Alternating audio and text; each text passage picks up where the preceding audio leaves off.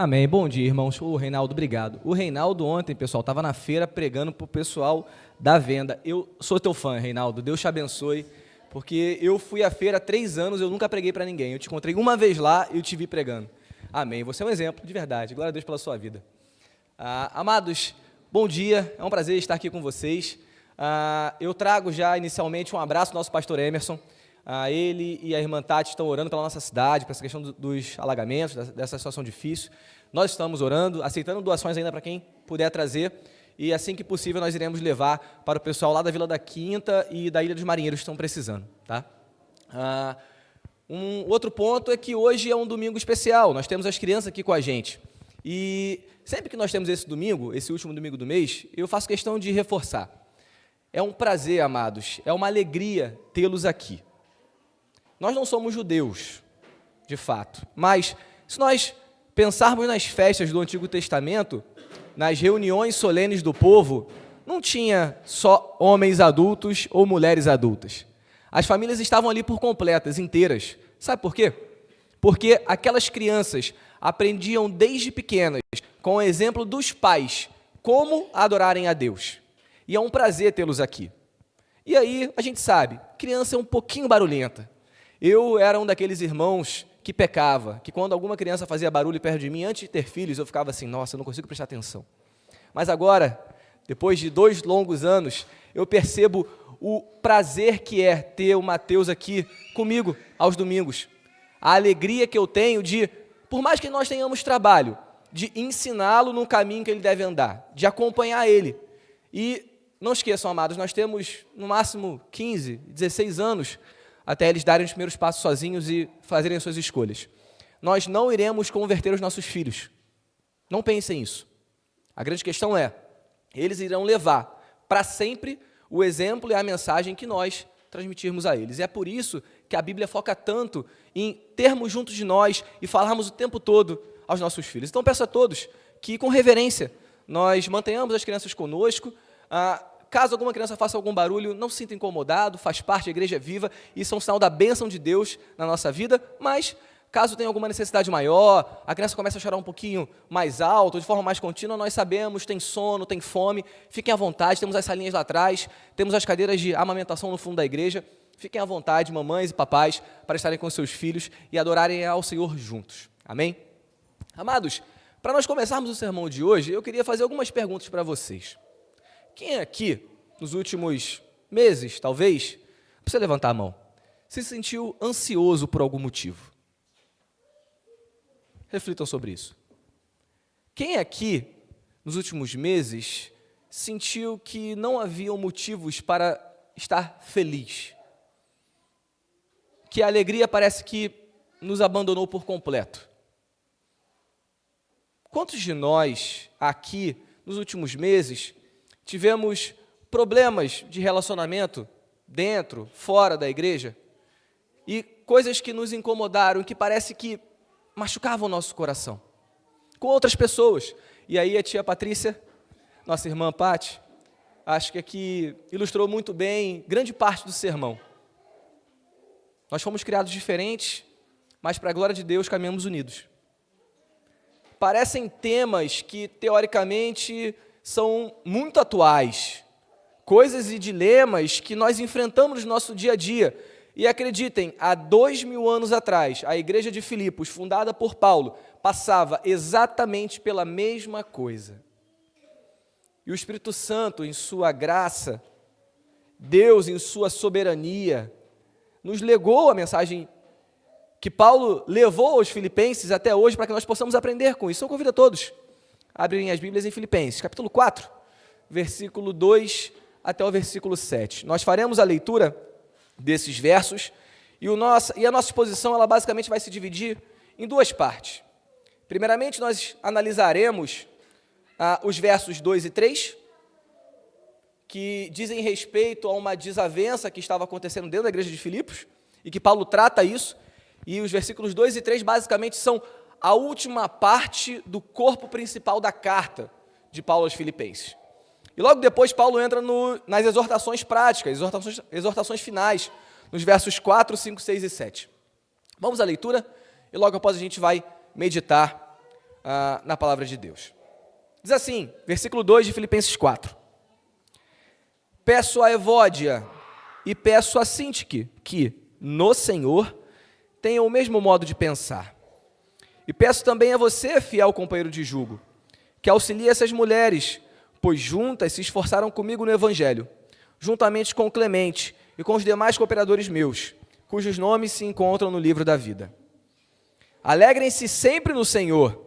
Outra vez digo, alegrem-se, que a moderação de vocês seja conhecida por todos. Perto está o Senhor.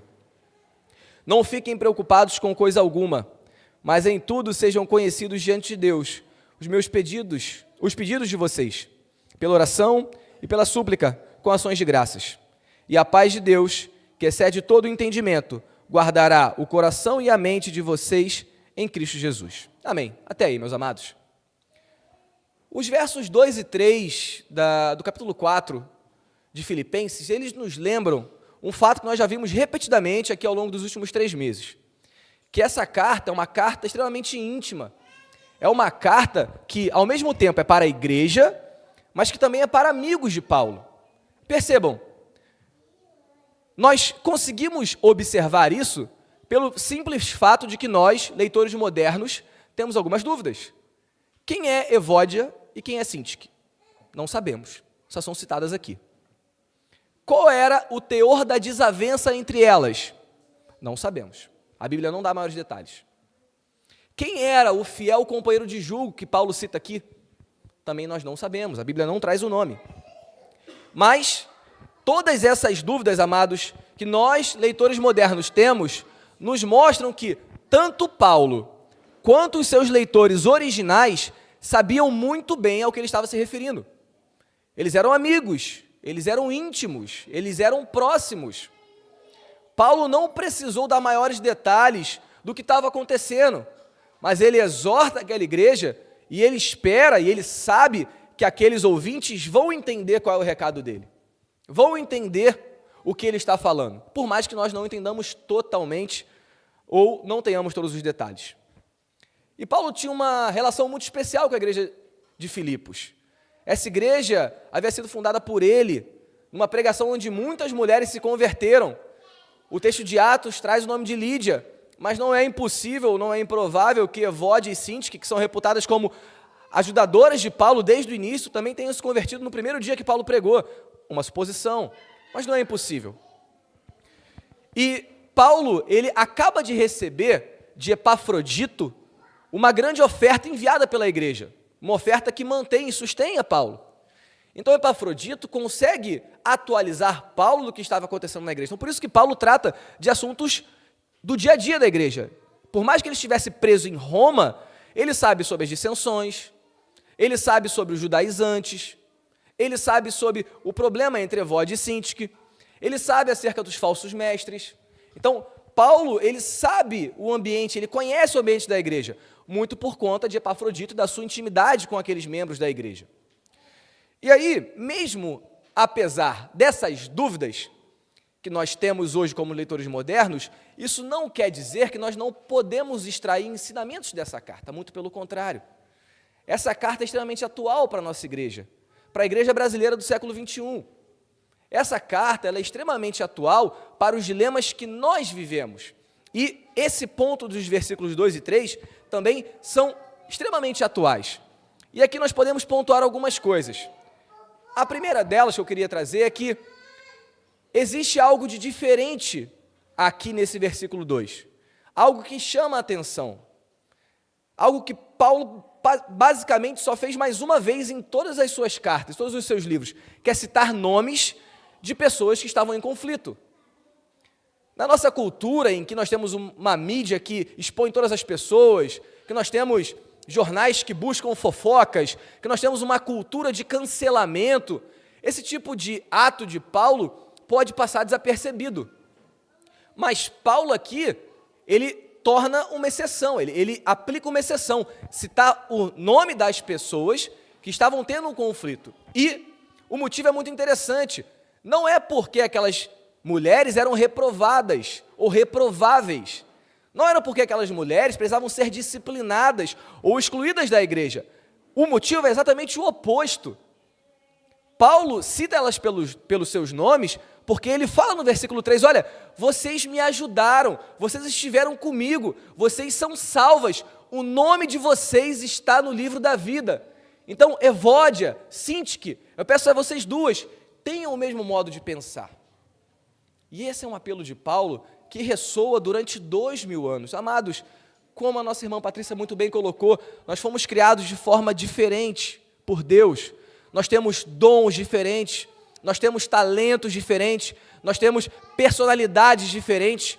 Deus nunca planejou uma uniformidade monótona. Quando nós olhamos uns para os outros, nós percebemos que vontades, desejos, talentos, sonhos são diferentes. Mas o ideal bíblico para a Igreja de Cristo é: tenham o mesmo modo de pensar, apesar das suas diferenças. Apesar daquilo que nos diferencia, nós temos algo miraculoso que nos une, que é a ação do Espírito Santo em nós. Por mais que nós sejamos ou vejamos a coisa sob um prisma diferente, Deus nos convida, e Paulo convidou a igreja de Filipos, a pensar da mesma forma. E esse assunto não é uma novidade nessa carta. Se os irmãos abrirem comigo Filipenses 2, por favor, faremos a leitura dos versículos 1 a 4. Paulo já havia citado sobre a uniformidade de pensamento. Paulo já havia falado sobre isso. Filipenses 2, de 1 a 4, leiam comigo. Portanto, se existe alguma exortação em Cristo, alguma consolação de amor, alguma comunhão do Espírito, se há profundo afeto e sentimento de compaixão, então completem a minha alegria, tendo o mesmo modo de pensar, tendo o mesmo amor e sendo unidos de alma e mente. Não façam nada por interesse pessoal ou vaidade, mas por humildade, cada um considerando os outros superiores a si mesmo, não tendo em vista somente os próprios interesses, mas também os interesses dos outros. Amados, nós conversamos na quarta-feira no GC de que não é uma coincidência Paulo repetir assuntos em sua carta. Quando Paulo escreve a sua carta, ou quando ele dita, porque provavelmente ele tinha um redator para ele ditava e a pessoa escrevia. Quando Paulo produz essa carta, ele a produz como um todo. Essas divisões de capítulos e versículos são feitas para nos ajudar, e foram feitas há 500 anos atrás, não há 2000 anos atrás.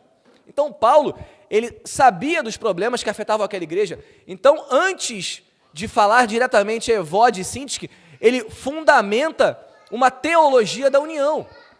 Ele fundamenta que aquela igreja deveria estar junta, que aquela igreja deveria caminhar junta, de maneira única e tendo o mesmo modo de pensar. Amados, nós percebemos aqui, desculpem pela voz, porque eu já tinha pouca e no louvor, Catarina, glória a Deus pela sua vida, pelo seu serviço, no louvor eu cantei alto e a voz foi embora de vez. Mas nós percebemos aqui no capítulo 2 que Paulo, ele já introduz um meio, ou talvez um modo, de evitarmos as dissensões e termos o mesmo modo de pensar, que é o quê? Subordinarmos as nossas vontades à vontade do próximo. A nós servirmos de forma diligente o próximo, a considerarmos o próximo, ou a vontade dele, ou as opiniões dele, tão importante quanto as minhas. E essa palavra, ou esse ensinamento, ele encontra paralelos em toda a Bíblia. Se nós olharmos para Jesus, ele vai ensinar: amem a Deus sobre todas as coisas, mas amem ao próximo como? A si mesmo. Percebam, amados, o primeiro caminho, ou o primeiro meio, para que nós, em nossas diferenças, possamos andar de maneira uníssona, de maneira única. Olá, meu amor, tudo bem? A mamãe vai pegar você um pouquinho. Glória a Deus pela sua vida. Faz parte, amados, é bom para acordar.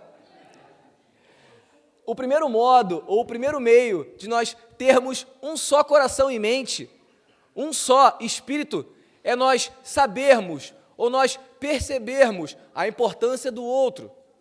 E aqui eu não estou colocando num pedestal a vontade do outro, nem falando que nós não iremos discordar, o ponto não é esse. O ponto é que, muitas das vezes, virtudes como paciência, virtudes como mansidão, virtudes como moderação, virtudes como benignidade, gentileza, passam longe da gente. Muitas vezes, nós não conseguimos ter empatia, se colocar no lugar do outro e perceber que o outro talvez pense de forma diferente, mas eu amo, porque Cristo o amou. Percebam, amados, se eu esperar que alguém seja perfeito para que eu o ame, imagina se Deus fizesse isso comigo. Imaginem se Deus olhasse para o Tardelli e falasse: Tardelli, eu te amo, mas seja perfeito antes. Eu estaria no inferno, meus amados. Deus dá o primeiro passo e nos salva, e como João escreve, Ele nos abraça com seus laços de amor. Por que teria que ser diferente dentro da igreja? O convite de Paulo, em Filipenses 2, na qual ele já introduz o assunto que ele trata em Filipenses 4, é: considerem os outros superiores a si mesmo. Não façam nada por orgulho, não façam nada por altivez, por vaidade, mas por humildade, por serviço, considerando, usando as palavras de Paulo, os interesses dos outros, tão importantes quanto os seus. Esse é o primeiro passo para que a igreja consiga andar em união. Esse é o primeiro passo para que nós consigamos ser um só corpo, diferente, porém unido. A metáfora que Paulo traz na carta aos Coríntios é muito interessante. Ele fala o seguinte ao dizer sobre os dons: olha, vocês todos fazem parte do corpo de Cristo, mas imaginem se o nariz quisesse ser boca, e um corpo tivesse dois narizes e nenhuma boca, ou duas bocas e nenhum nariz. Esse corpo não seria funcional. Parece uma metáfora boba, uma metáfora infantil, mas é justamente isso que Paulo desenha para que os coríntios conseguissem entender. Olha, cada um tem a sua função, cada um tem o seu dom, Deus chama cada um para um chamado diferente, mas todos vocês têm que cooperar para a mesma obra. Submetam-se uns aos outros, em amor, em humildade. Amados, quem foi aquele que disse que deveria ser o maior servo de todos, para que fosse adorado? Jesus. Nós não seremos adorados uns pelos outros, não se enganem, o ponto não é esse. Mas o ponto é, nós precisamos levar o exemplo do nosso Mestre Senhor Jesus Cristo, que serviu aqueles pecadores. Jesus lavou os pés de Pedro, momentos antes de Pedro negá-lo. Jesus lavou os pés de todos os discípulos, momentos antes de todos os discípulos abandonarem Jesus, exceto João. Amado, Jesus sabia, e Ele faz isso. Nós não esperemos que o nosso irmão seja perfeito para amá-lo, para aceitá-lo, para cuidar dele, que nós possamos colocar em prática virtudes cristãs como a paciência, o amor, a graça e a misericórdia, virtudes que são de Deus, mas que Ele concede uma pequena parte a todos nós. Um segundo ponto em que Paulo, ou um segundo modo que Paulo nos ensina, agora já no capítulo 4, para que nós possamos superar as nossas diferenças, é justamente trazer alguém sábio e reconhecido da igreja para dentro da situação. Percebam o que Paulo fala no versículo 4. E peço também a você, versículo 3, fiel companheiro de julgo, que auxilie essas mulheres. Amados, sempre há a possibilidade de nós convidarmos, ou chamarmos, ou contarmos com a sabedoria e com a experiência de irmãos reconhecidamente sábios pela igreja. Não há nenhuma vergonha nisso, não há nenhum problema nisso. E essa fórmula de nos submetermos uns aos outros e contarmos com a mediação de irmãos sábios aparece novamente na Escritura. Abram comigo, 1 Coríntios 6, por favor. Vamos ler 4 versículos. Aqui Paulo, na carta aos Coríntios, a repreensão de Paulo é muito mais dura. Parece que os problemas na igreja de Corinto eram muito mais sérios do que na igreja de Filipos. E nós já expusemos a carta de 1 Coríntios aqui há 2 anos atrás, em 2021. Então, nós já passamos por esse texto uma vez. Mas percebam, enquanto nós lemos o texto, as 2 soluções que Paulo propõe para um problema entre irmãos na igreja. 1 Coríntios 6, versículo 4. Portanto, quando precisam julgar negócios terrenos, por que vocês constituem como juízes aqueles que não têm nenhuma aceitação na igreja? Digo isso para a vergonha de vocês. Será que não existe nem ao menos um sábio entre vocês que possa julgar entre seus irmãos? Mas o irmão vai a juízo contra outro irmão, e isso diante de não crentes. O simples fato de moverem ações uns contra os outros já é completa derrota para vocês. Por que não sofrem a injustiça? Por que não preferem ficar com o prejuízo? Até aí. Percebam o que Paulo ensina aos coríntios e que também ensinou aos filipenses. Passo 1. Por que vocês não chamam alguém experiente e sábio para resolver uma contenda entre vocês? Passo 2. Por que vocês não aceitam um prejuízo? Por que vocês não dão um passo atrás? E consideram o próximo superior a vocês mesmos? Só que isso ressoa estranho aos nossos ouvidos. Isso incomoda a gente. Isso incomoda a nossa sociedade pós-moderna, que luta pelos seus direitos, que nunca pensa no outro, que transforma o meio digital numa arena de guerra. Amados, nós não estamos acostumados a isso, mas esse é o caminho apresentado por Paulo, tanto à igreja de Corinto, quanto à igreja de Filipos, para que a igreja seja uma. Para que a igreja, apesar de suas diferenças, esteja unida num só ideal e num só propósito. São dicas não, mas são caminhos difíceis de seguirem, eu concordo, de serem seguidos, eu concordo. Mas são caminhos extremamente necessários. E faz parte do amadurecimento nosso, de cristãos, aprendermos a nos submetermos uns aos outros em amor, em humildade. E Paulo reforça isso. E Paulo apela a Evódia e apela a Sintique. Tenham o mesmo modo de pensar. E aqui nós terminamos, basicamente, o corpo principal da carta.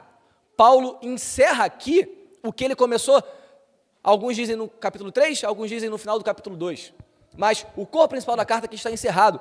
E Paulo entra em suas famosas exortações práticas. E aqui, eu não sei qual irmão já pecou nisso, assim como eu, que quando chega numa carta de Paulo, pega assim, abre a carta, saudação, pulei. Aqui, corpo principal, vou ler aqui a parte principal. E despedida, pulei. E saudação final, isso que só serve para o Michael falar no final do culto para despedir a gente e ir para casa. Amados, não é assim. As cartas de Paulo, e aí nós não vamos entrar nisso de forma profunda, nós comentamos isso na quarta-feira, elas têm uma estrutura literária linda, e Paulo, ele tem em mente, desde o início da carta, quais problemas afetam aquela igreja.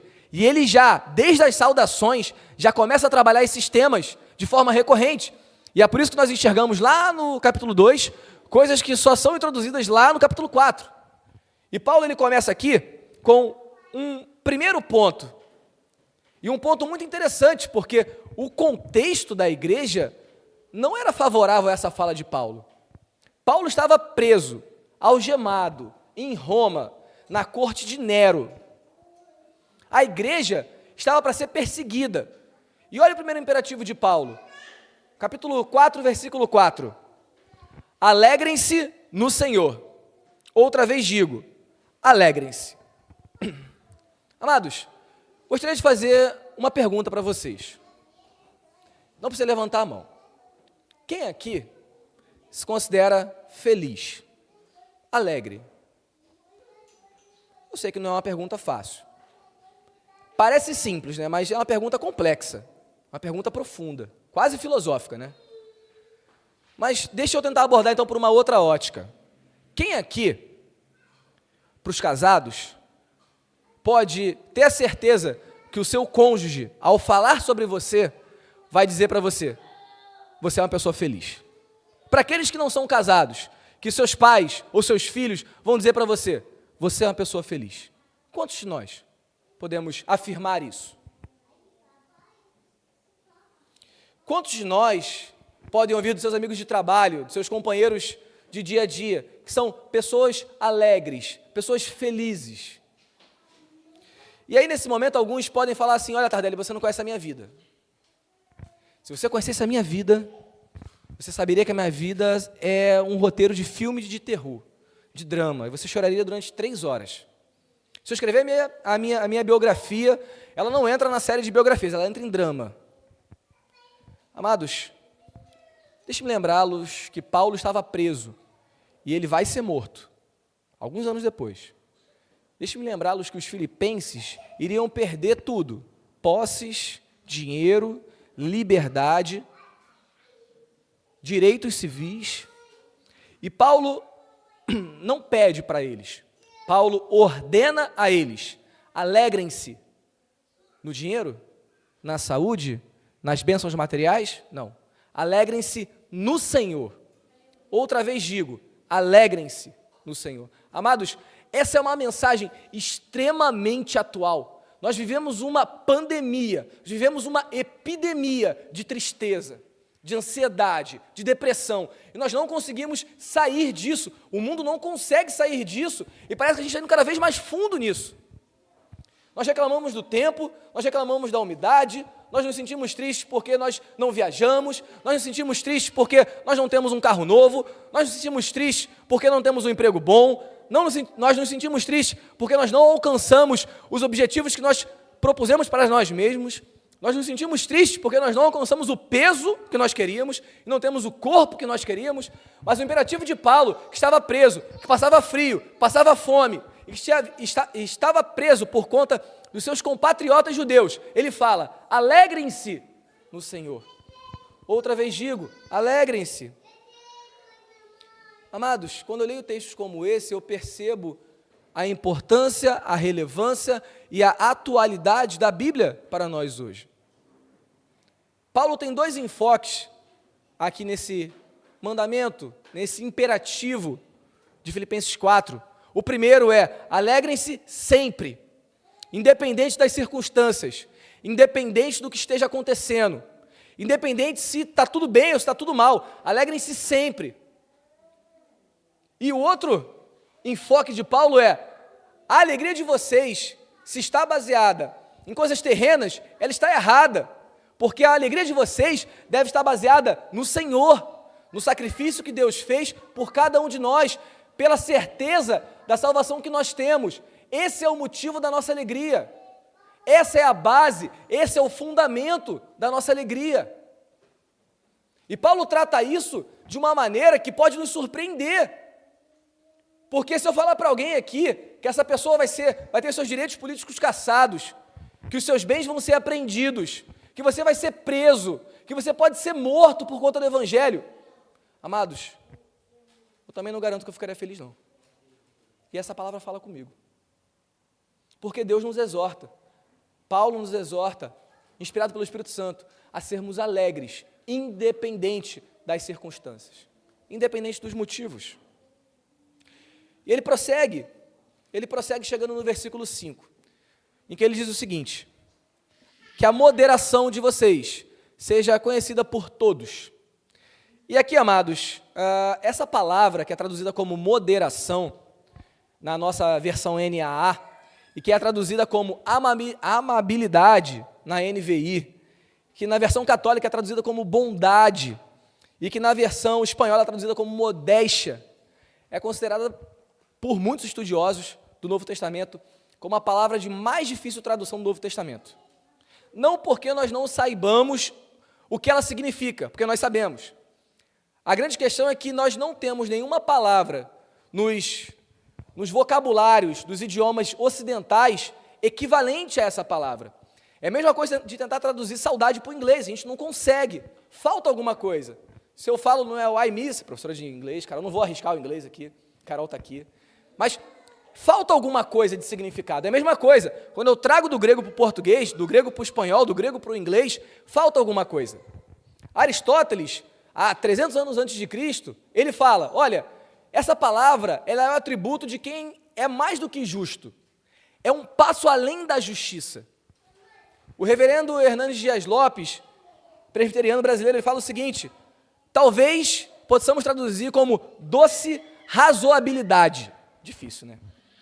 Gordon Fee, que é um dos maiores exegetas do Novo Testamento, e que é a referência no livro de Filipenses, ele vai tratar essa palavra como paciência gentil. E por fim, William Barclay, fala várias traduções assim, parece o Tropa de Elite, né? Estratégia, segura a granada aí, não dorme não, pessoal. Mas o William Barclay, ele fala o seguinte, ele desenha uma ilustração para explicar o que significa essa palavra. Ele fala o seguinte, ó, um professor tem dois alunos. Um aluno atinge 80% das questões de uma prova, o outro 50% das questões. Se o professor for justo, a nota de um vai ser 8, a nota do outro vai ser 5. Mas o professor sabe que um desses alunos tem computador, acesso à internet, uma família estruturada, tempo para estudar, ele não trabalha, então ele consegue se dedicar. Mas ele sabe que o que tirou 5, ele não tem tempo, ele não tem luz em casa, o pai dele faleceu recentemente, e ele não tem recursos para poder ir para uma biblioteca pública e estudar. E ele tirou 5. Então, esse professor, ele aumenta a nota de quem atingiu só 50%. Esse é o contexto, ou esse é o significado de moderação. É ser justo, mas é ser misericordioso. É ser paciente, ao mesmo tempo que eu sou gentil. É ser razoável e entender as dificuldades da outra pessoa. Agora percebam, esse significado faz todo sentido à luz do problema que nós lemos nos versos 2 e 3. Paulo não escreve isso aqui de maneira aleatória. Ele escreve porque ele fala a Evódia e a Sinti que, olha, tenham o mesmo pensamento, se submetam uma à outra, mas façam isso de maneira amorosa, de maneira gentil, de maneira moderada. Sejam moderados. E ele não pede só que elas sejam moderadas. Ele pede, sejam moderadas, e que todas as pessoas possam ver isso em vocês. Que todas as pessoas consigam enxergar essa amabilidade, essa gentileza, essa justiça misericordiosa. Porque percebam, meus amados, quem é o dono maior do atributo moderação? É Deus. Se Deus aplicasse a sua justiça sem misericórdia, nós estaríamos no inferno. Nós somos salvos porque Deus se utiliza da moderação, porque Ele é pacientemente gentil, porque Ele tem uma doce razoabilidade, porque Ele é justo, ao mesmo tempo em que Ele é misericordioso. Deus é bondoso, e Deus, através de Paulo, nos exorta a sermos exatamente assim, e nos exorta a termos essa moderação como uma marca em nossas vidas, de maneira que outras pessoas consigam observar, e não são os cristãos, são todos, pelo que Paulo fala. Ele dá um bom motivo para isso, continuando no versículo 5, porque perto está o Senhor. Filipenses 4:5, parte B, perto está o Senhor. E aqui, amados, Paulo é intencionalmente ambíguo, porque essa palavra perto, ela tem tanto sentido temporal, de que Jesus está próximo do seu retorno, quanto o sentido espacial, de que Ele está ao meu lado. Então percebam o argumento de Paulo. Sejam alegres, porque Cristo irá retornar em breve. E sejam alegres, porque Cristo está ao seu lado. Sejam moderados, porque Cristo os capacita a isso estando ao seu lado. E sejam moderados, porque Ele voltará, e Ele prestará conta, e você prestará contas daquilo que você fez para o próprio Deus. Amados, o Senhor está perto. Maranata, ora vem Senhor Jesus, a Catarina cantou hoje. Amados, Deus nos convida a sermos pessoas mais parecidas com Ele, porque Ele está ao nosso lado para nos sustentar, mas ao mesmo tempo, Ele nos relembra de uma maneira escatológica de que Ele voltará.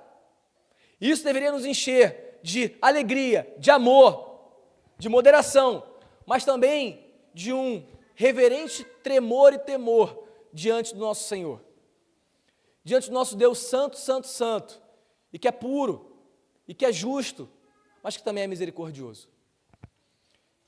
Por fim, nós chegamos nos versículos 6 e 7, e os irmãos que estão na igreja há mais tempo me conhecem e sabem que junto com Mateus 6, 25, talvez esse seja o texto que eu mais amo, e que mais cito nas pregações e nos G6.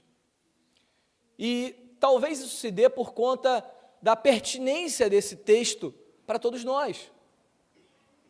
Eu gastei algum tempo fazendo uma pesquisa, algumas horas ontem, enquanto o Mateus tentava botar o dinossauro para passar no computador, mas eu firmemente lutava ali. E eu trouxe alguns dados para os irmãos. Uma pesquisa realizada em 2017 pela OMS diz que o Brasil é o país com a maior prevalência de transtornos ligados à ansiedade no mundo. 17.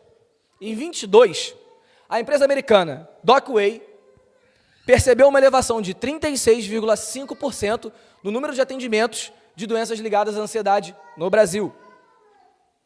Em estudo realizado pela UFPEL, divulgado em junho desse ano, a UFPEL fez um trabalho estatístico de ligação para todo o Brasil, com uma amostra de 9 mil brasileiros.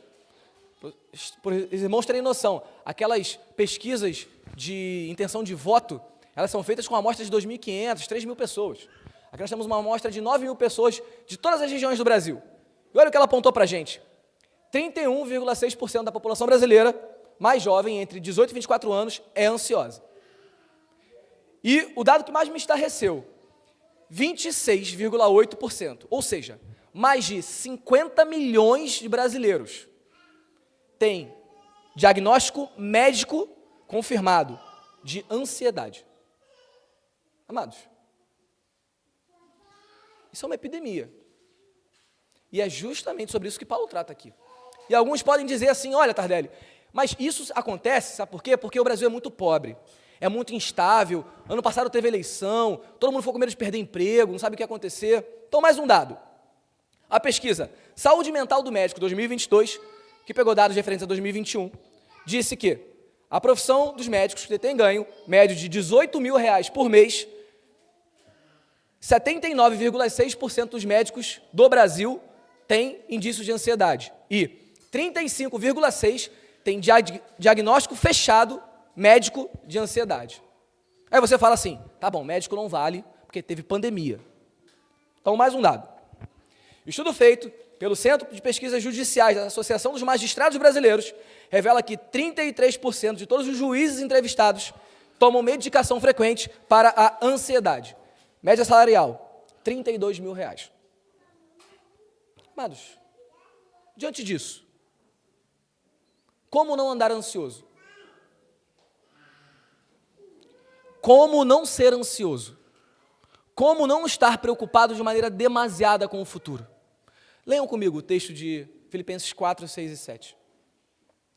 Não fiquem preocupados com coisa alguma, mas em tudo, sejam conhecidos diante de Deus os pedidos de vocês, pela oração, pela súplica, com ações de graças. E a paz de Deus, que excede todo o entendimento, guardará o coração e a mente de vocês em Cristo Jesus. Irmãos, esse texto foi escrito há 2.000 anos atrás. 2.000 anos. Eu queria que os irmãos pensassem em alguma coisa, tirando as pirâmides, que está de pé, que tem 2.000 anos. Ou alguma religião que existia há 2.000 anos atrás e que hoje é relevante.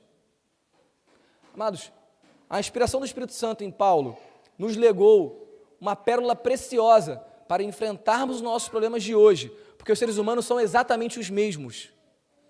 Os filipenses andavam ansiosos pelo futuro, e nós andamos ansiosos pelo futuro. E Paulo, a Bíblia, nos mostra inúmeros motivos, e eu não vou me alongar mais, mas eu queria passar aqui por 3. O primeiro deles é que, muitas das vezes, nós tiramos os nossos olhos de Deus e colocamos nossos olhos nos problemas. Nós tiramos o foco do Pai, Criador, Soberano, Todo-Poderoso, que controla todas as coisas, e colocamos os nossos olhos nos nossos problemas. Nós perdemos de vista que Deus controla absolutamente todas as coisas. Isso, amados, não é outra coisa senão um sinal de falta de fé. Se eu digo com meus lábios que Deus é santo, poderoso, onipotente, mas quando eu tenho um diagnóstico ruim, eu me afundo. O que é isso? O que isso significa? Amados, Deus testa a nossa fé.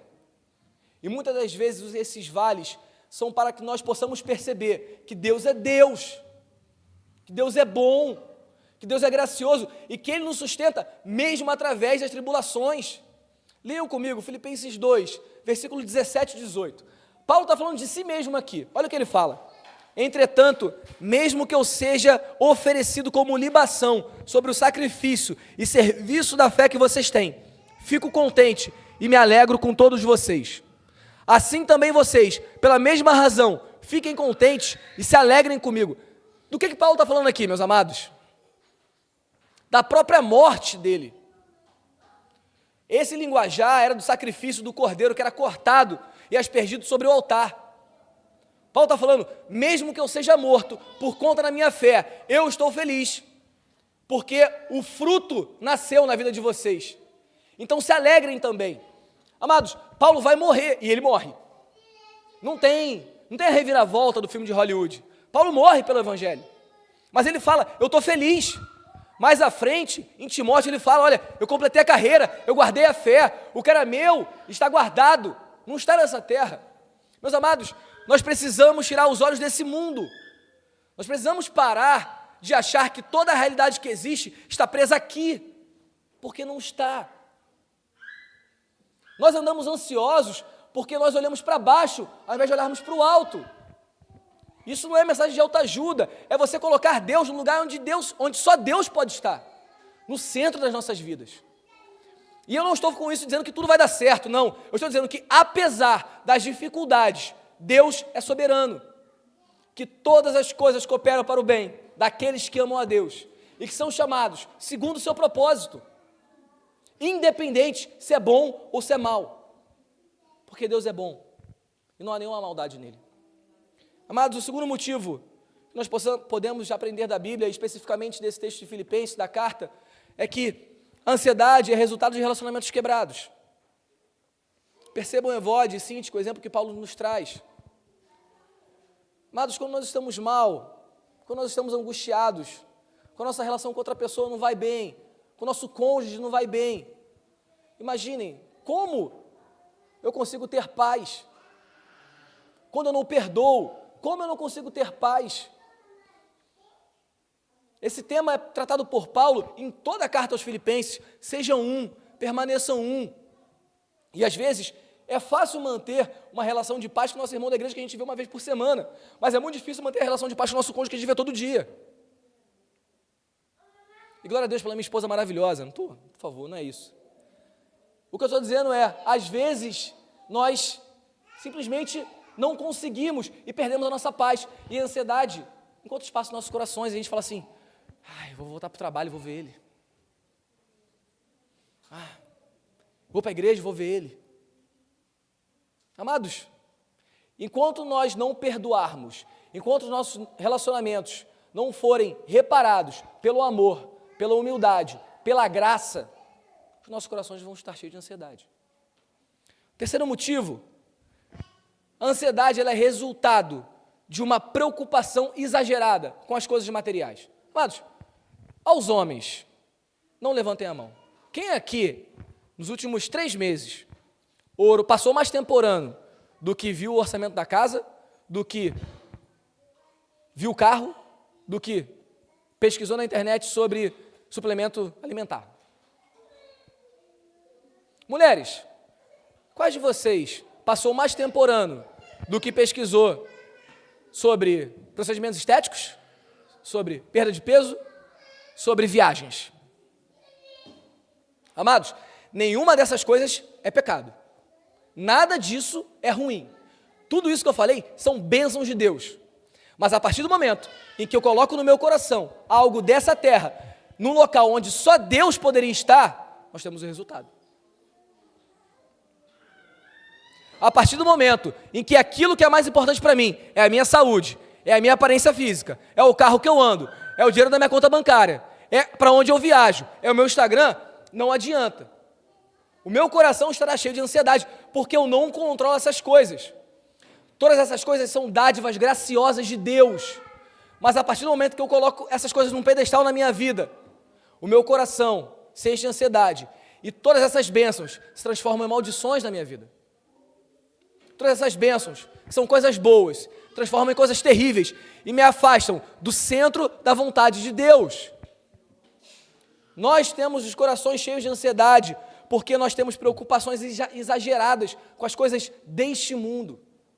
E com isso eu não estou dizendo, meus amados, que estudar não é importante, ter saúde não é importante. O ponto não é esse. O ponto é, se eu consigo tirar uma nota boa ou não, fazendo o meu melhor, obviamente, dando um bom testemunho, Deus está no controle. Se eu consigo dar conta ou não da minha planilha de corrida na semana, isso não pode tirar a minha tranquilidade, a minha paz. Não pode tornar meu coração ansioso. Se eu não atinjo a meta da minha nutricionista, eu não posso ficar ansioso por isso. Parecem coisas bobas, parecem coisas simples, mas, meus amados, não precisa levantar a mão nem responder, mas quantos de nós perderam a paz, e choraram e se angustiaram por causa dessas coisas? E eu faço a pergunta: quantos de nós colocaram essas coisas de maneira sincera diante de Deus e agradeceram pela providência dEle? Porque nós lemos o versículo 7. Coloquem diante de Deus, e Deus os encherá de uma paz que excede todo entendimento.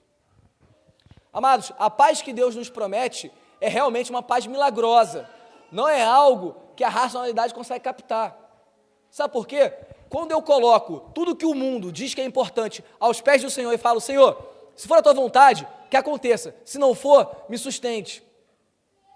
Eu estou colocando Deus em primeiro lugar, e não essas coisas. Não é uma fórmula mágica, não é um livro de receitas. É um milagre de Deus. É uma ação miraculosa do Espírito Santo nas nossas vidas. É uma promessa que Deus nos faz. Amados, sempre, em quaisquer circunstâncias, a mente do cristão não deve estar voltada para esse mundo em primeiro lugar, mas para Deus. Quantos de nós aqui, conversamos isso na última quarta-feira também, ao se colocar de frente com um problema, tentou resolver esse problema de todas as formas possíveis, e quando não conseguiu, orou. Sendo que a gente tinha que fazer justamente o sentido contrário. Quando nós nos defrontarmos com o problema, nós devemos orar, colocar diante de Deus, receber uma paz que excede todo entendimento, e aí sim, aprender a lidar com isso. Discernir em Deus qual é a vontade dEle. E com isso nós encerramos o nosso sermão. E eu gostaria de passar para algumas aplicações em cima desse texto que nós estudamos hoje. A primeira delas, voltando lá no início do nosso sermão, nós temos que ser um em Cristo. O maior testemunho da igreja é a sua unidade. Jesus ora isso em João 17, momentos antes da sua morte. João 17, versículo 21, diz assim a palavra de Deus: E como tu, ó Pai, estás em mim, e eu em ti, também eles estejam em nós, para que o mundo creia que tu me enviaste. Amados, o maior testemunho que nós podemos ter é nós andarmos juntos, em união, em um só propósito, com uma só mente. O mundo não entende quando eu tenho pouco, e mesmo assim eu compartilho. O mundo não entende quando eu tenho um dia atarefado, e mesmo assim eu invisto tempo cortando EVA para decorar a salinha das crianças. O mundo não entende quando eu sirvo a Deus com tudo que eu tenho. O mundo não entende quando eu me submeto de forma humilde aos meus irmãos e os amo com tudo que eu tenho, e os amo como eu me amo. Esse é o maior testemunho que a igreja tem. Nós iremos pregar o Evangelho? Sim, sempre. O Evangelho é Cristo crucificado e ressurreto.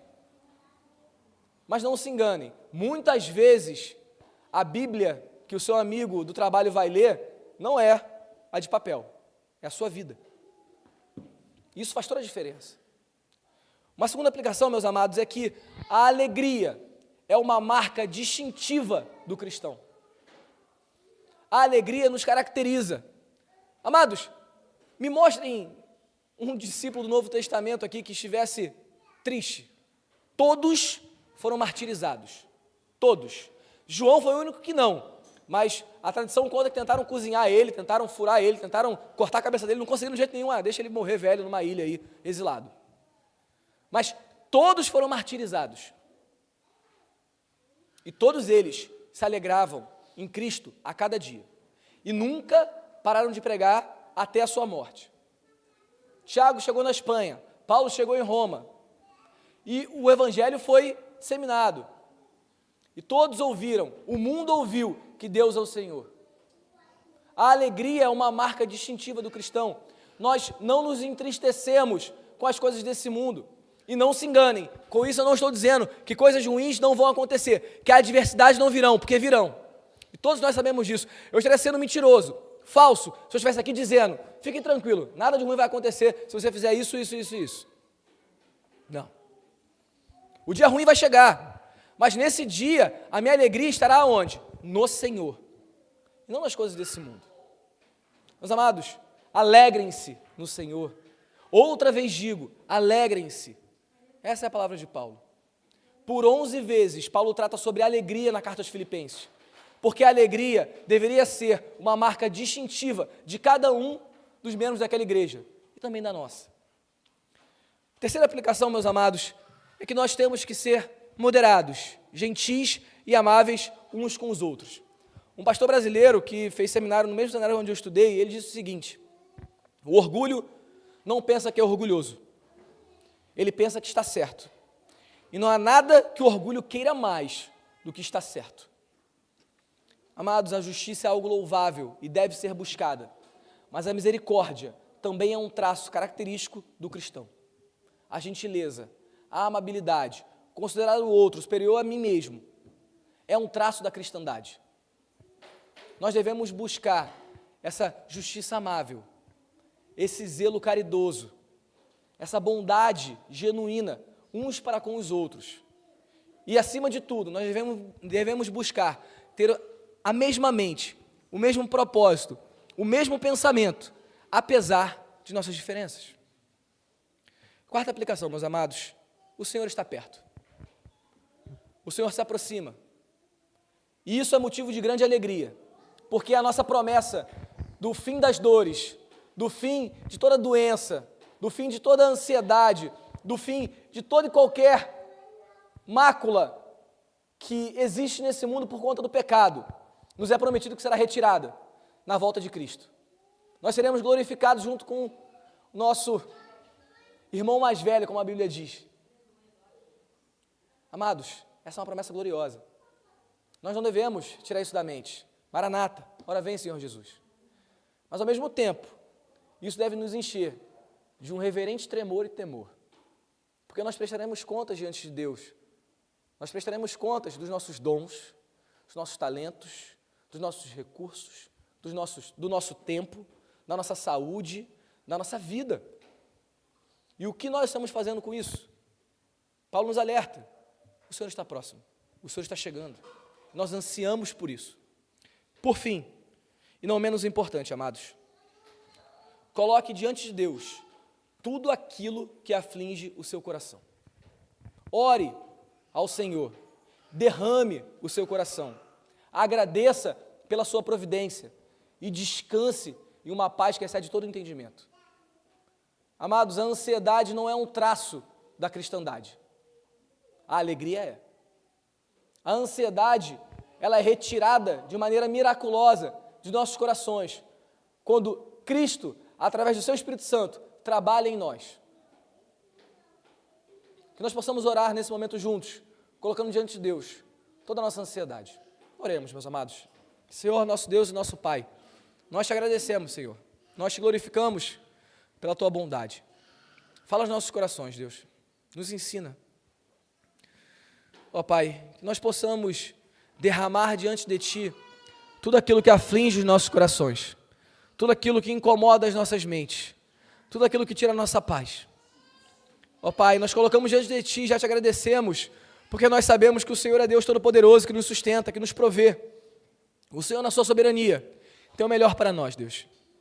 E o melhor, Deus, de Ti, muitas vezes não é aquilo que nós queremos, mas nós queremos dizer que seja feita a Tua vontade, Pai, em nossas vidas.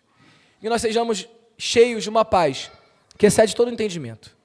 Nos guarda, ó Pai, nos abençoa, nos una como igreja, que sejamos somente um, em um só pensamento, e um só espírito, apesar das nossas diferenças. É isso que nós pedimos e já te agradecemos, Deus. Em nome de Jesus, amém.